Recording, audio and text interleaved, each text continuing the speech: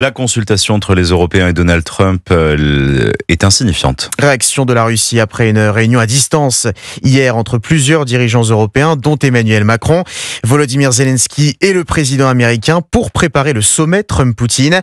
Donald Trump qui s'est engagé pendant les échanges à ce que l'obtention d'un cessez-le-feu en Ukraine soit l'objectif principal des négociations prévues demain avec le président russe dans un endroit hautement symbolique, Wilfried de Villers, Anchorage en Alaska. Oui, précisément au sein d'une grande base militaire en périphérie au nord d'Anchorage, seule option répondant à tous les critères de sécurité pour un sommet d'une telle ampleur.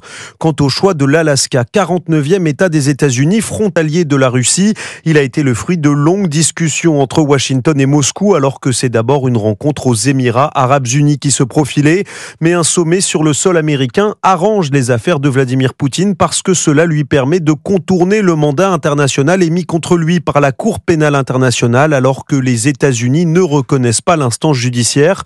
Que va-t-il se passer demain ? D'abord, une rencontre en tête-à-tête confirmée par la Maison-Blanche, probablement uniquement entre Donald Trump, Vladimir Poutine et leur traducteur, même si de hauts responsables russes et américains seront bien présents en Alaska.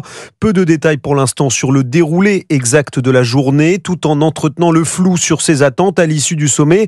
Donald Trump s'est voulu ferme hier, il menace la Russie de conséquences très graves, ce sont ses mots, si elle ne met pas fin à la guerre. Wilfried de Villers.